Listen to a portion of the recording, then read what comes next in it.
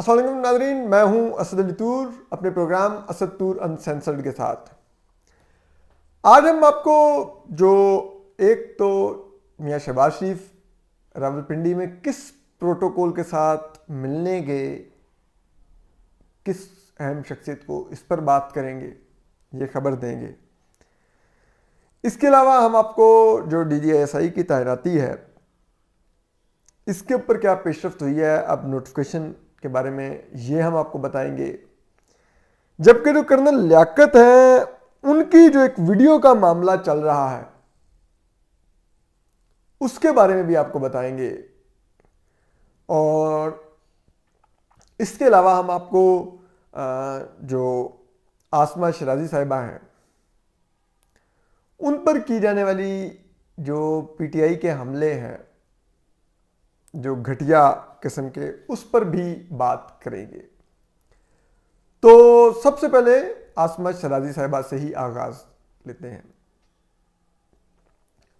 तो आसमा शराजी साहिबा के बारे में जो जुबान सबसे पहले उसका आगाज शहबाज गिल साहब ने किया, जो जाने ही इस काम के लिए जाते हैं। फिर हमाद अजहर साहब और दीगर PTI के अरकान ने भी ट्वीट्स की, काबीना के लोगों ने। जबकि फिर बात यही नहीं रुकी, PTI का ऑफिशियल जो ट्विटर हैंडल है उसने मिस आसमा शराजी साहिबा पे इल्जामात लगाए। अब देखिए, एक इख्तलाफ का तरीक़ेकार होता है, इख्तलाफ की गुंजाइश तमाम माशरों में मौजूद होती है, लेकिन उस इख्तलाफ को आप गालियां देने वाले ट्रोल्स को छोड़ने के लिए इस्तेमाल करें, किसी की ज़ात की किरदार कुशी के लिए इस्तेमाल करें, राय से इख्तलाफ ना करें, उसकी ज़ात पे कीचड़ उछालें, तो ये सिर्फ फाशिस्ट लोग करते हैं। ये सियासी और जमहूरी जमातें नहीं करती, ये फाशिस्ट जमातें करती हैं। और ये तहरीक इंसाफ पहली दफ़ा नहीं कर रही आसमा शराजी साहिबा के साथ। इनके ट्रोल्स हमेशा उनकी किरदार कुशी के लिए एक्टिव रहते हैं। और आसमा शराजी साहिबा वाहिद नहीं है जो PTI के निशाने पर हों। आप अंबर शमसी को देख लें, आप बेनज़ीर शाह को देख लें, आप महमद सरफराज को देख लें, आप सना बुच्चा को देख लें, इन तमाम, रीमा उमर को देख लें, उनसे जाके ये इनके लोग ये रवैया अख्तियार करते हैं। तो PTI वो ये आसमा शराजी साहिबा ना तो वाहिद फीमेल जर्नलिस्ट हैं और ना ही ये PTI पहली दफ़ा इनको टारगेट कर रही है। तो हमें ये मालूम होना चाहिए ये जमात एक वाज़े फाशिस्ट टेंडेंसी रखती है और ये काबिल मुज़म्मत चीज़ है कि उनकी किरदार कुशी के लिए ये इस हद तक निचली सतह पे इतने नीच ये लोग निकले हैं। इमरान खान साहब का सबसे बड़ा अगर कोई जुर्म है तो ज़ियाउल हक के बाद अगर पाकिस्तान में कोई दूसरा ऐसा लीडर आया है जिसने इस माशरे के सोशल फैब्रिक को तब्दील करने की कोशिश की है, कायद आज़म के पाकिस्तान की आइडियोलॉजी को तब्दील करने की कोशिश की है, तो वो इमरान खान है। ज़ियाउल हक ने भी इधर मजहबी इंतहा पसंदी को फ़रोग दिया, मज़हब की आड़ में रियासत की डायरेक्शन और माशरे की सोच को इन्फ्लुएंस करके तबाह किया, उसमें नफरत और तफरके के, फ़िरका वारियत के बीज बोए। यही काम अब इमरान खान कर रहे हैं। ये भी मज़हब और रूहानियत की आड़ में पूरे के पूरे माशरे को करप्शन और इस सब के बयानिए पर लगाकर दरअसल नफ़रतें बांट रहे हैं, नफ़रतों को फ़रोग दे रहे हैं। आप देखिए, ये निसाब तब्दील करने की कोशिश कर रहे हैं, यानी कि ये इस माशरे की बेस को तब्दील करने की कोशिश कर रहे हैं कि हमारी आने वाली नस्लों पर उसके फिर आप सोचिए क्या असरात होंगे। हम एक फसल 41 साल से काट रहे हैं, ज़ियाउल हक की बोई भी, अब इस फसल को हम कितना अरसा काटेंगे, आप सोचिए। तो ये इमरान खान बहुत सोची समझी प्लानिंग के तहत हमारा मुल्क तबाह कर रहे हैं, नफरतें बांट रहे हैं, तो उसकी कीमत भी फिर ये मुल्क अदा करेगा। ये तो चले जाएंगे, शायद अगले चंद माह में ही चले जाएं, लेकिन बाकी कुछ नहीं बचेगा। तो अब हम आगे आते हैं। ये तावीज़ गंडों और जायचों, इल्मुल अदाद और इस्तिखारों और रूहानियत की बहुत बातें हो रही हैं अब पिछले कुछ दिनों से। हमने भी बहुत ज़्यादा इस पर रिपोर्ट किया है असतूर अनसेंसर्ड ने, कि किस तरह से जायचे बनाए जा रहे हैं, किस तरह से कहा जा रहा है नदीम अहमद अन्नीम साहब के नाम का अच्छा जायचा में नहीं आया इशारा, किस तरह से इल्मुल अदाद में देखा जा रहा है कि कौन इमरान खान साहब के लिए DGSI हो सकते हैं बेहतर, और क्या सब कुछ हो रहा है। इस पर बहुत ज़्यादा बात हो रही है, लेकिन हम एक बात और भी सोचते हैं कि जो हम जैसे जमहूरियत पसंद और आइनी और सिविलियन बालादस्ती की बात करने वाले सहाफ़ी हैं, वो आजकल इस इशू पर रिपोर्ट करते हुए बहुत ज़्यादा मुश्किल का शिकार हैं, क्योंकि हम लोग तो हमेशा से वज़ीर-ए-आज़म के इख्तियार की बात करते रहे हैं, लेकिन यहां पर मामला ये फंस गया है कि ये बात अगर वज़ीर-ए-आज़म के इख्तियार की देखी जाए तो फिर तो वज़ीर-ए-आज़म को वाकई हमायत मिलनी चाहिए, उनका फैसला होना चाहिए।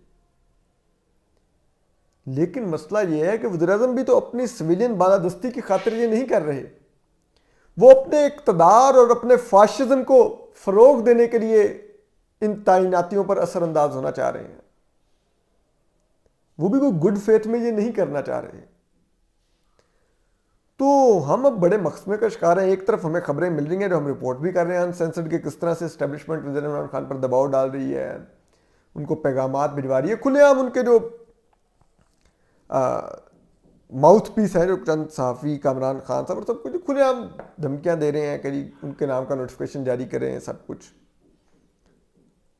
और दूसरी तरफ हम देखते हैं कि इमरान खान साहब के अपने भी क्या करतूत है, हम क्या किस इसमें उनकी हिमायत करें कि खड़े हो जो इमरान खान हम आपके पीछे खड़े हुए, क्या करें।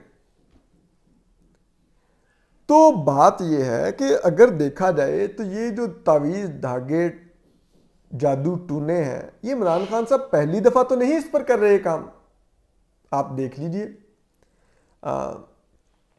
जब उस्मान बुज़दार साहब को वज़ीर आला पंजाब लगाया गया था तब भी हम यही सुनते थे, यही इल्ज़ाम लगता था कि वही किसी लोटे छोटे को घुमाया गया, उसमें से पर्ची निकाली गई है तो वो उस्मान बुज़दार के नाम की निकली तो उन्हें बना दिया गया। फिर जब आज़ाद कश्मीर का इलेक्शन हुआ तो आज़ाद कश्मीर के वज़ीर आज़म के इंतखाब की बारी आई तो फिर यही आया कि वो कोई इसी तरह जादू टोना करके जो पर्ची निकाली गई तो वो न्याजी साहब निकले, उनको वज़ीर आज़म आज़ाद कश्मीर बना दिया गया। फिर इसी तरह जब काबीना में एक रिशफल हुई आज से कुछ अर्सा पहले, उस वक्त भी 24 के सहाफ़ी हैं अवैस कैनी ने रिपोर्ट किया कि बनी गाला में वज़ीर आज़म की रिहाइशगाह से लेकर वज़ीर आज़म ऑफिस तक जो रास्ता था उसमें जगह जगह पर दरख्तों पर सुर्ख रंग की चादरें और पुतले लटक गए थे। वो किसी ने जादू करके अमल किया था कि काबीना की जो रिशफल हो उसके कोई बैकलैश ना।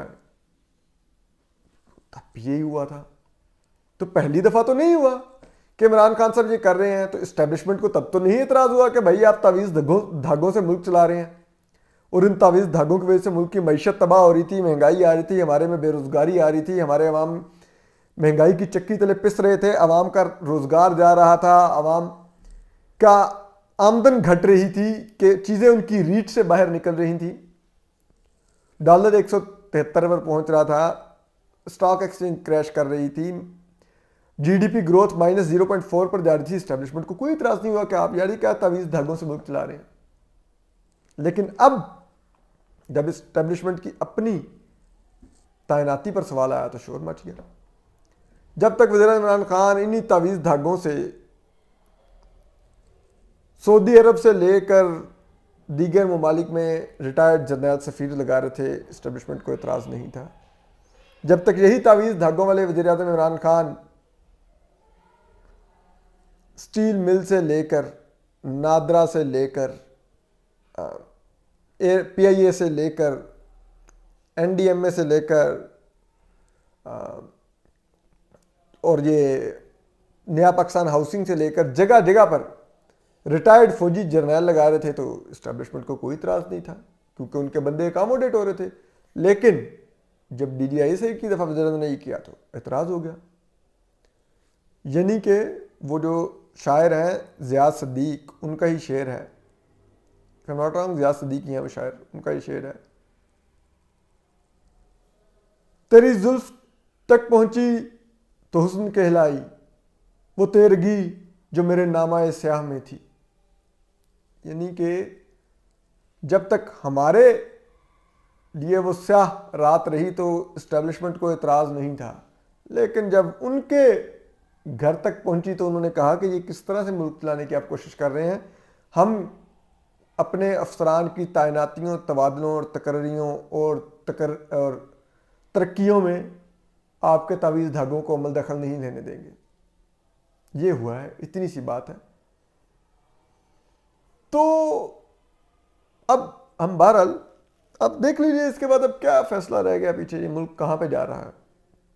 हम तो डे वन से इस चीज़ को क्रिटिसाइज कर रहे थे कि भाई ये मुल्क को गवर्नेंस से आप अपने ज़ाती जो एतकाद हैं, जो आपके ज़ाती मजहबी बिलीव्स हैं, उनको अलहदा रखें और मुल्क को, रियासत को उसके आइन और कानून के मुताबिक जो सिस्टम बनाया गया है उसके मुताबिक चलाएं। लेकिन कोई सुन रहा ही नहीं था। वज़ीर इमरान खान लगे होते थे रूहानियत और ये और वो, रूहानी यूनिवर्सिटी बनाऊंगा, फलान करूंगा, नोबडी वाज आस्किंग। तो बहरहाल अब हम आ जाते हैं कि अब जो ये तैनाती है उस पर क्या हो रहा है। तो एक तरफ तो वज़ीर इमरान खान अब वो जो एक रहमतुल्लाह अलमीन अथॉरिटी बना रहे हैं, ये भी दरअसल इस्टेब्लिशमेंट की मौजूदा क़यादत को भी एक डराने की कोशिश है कि मैं मज़हब की आड़ में, ख़त्म नबूवत की आड़ में आपको ब्लैकमेल कर सकता हूँ, मैं भी TLP बन सकता हूँ। और उसका वो इस्तेमाल भी कर रहे हैं। अब इसके इसी फोरम से उन्होंने दूसरी तकरीर की है और उन्होंने कहा कल 12 रबीउल अव्वल के मौके पर तकरीर करते हुए कि जो जर्नैल अच्छा होता था वो ऊपर आ जाता था, काबिल होता था ऊपर आ जाता था रियासत मदीना में। तो मतलब वो कह रहे हैं कि जो जर्नैल मुझे लगता है काबिल है, मैं तो उसी को ऊपर लाना चाहता हूँ। रियासत मदीना का जो मेरा तस्वुर है वो तो यही कहता है, आपका बंदा तो फिर मैं देखूंगा। तो ये पैगाम था। और अब देख लें, इस्टेब्लिशमेंट को भी सुननी पड़ रही हैं। उन्होंने सादिक और अमीन का सर्टिफिकेट दिलवाया था, मौजें करें मौजें। तो बहरहाल अब हम इससे जो नोटिफिकेशन की बात है वो अब जो पता चल रहा है वो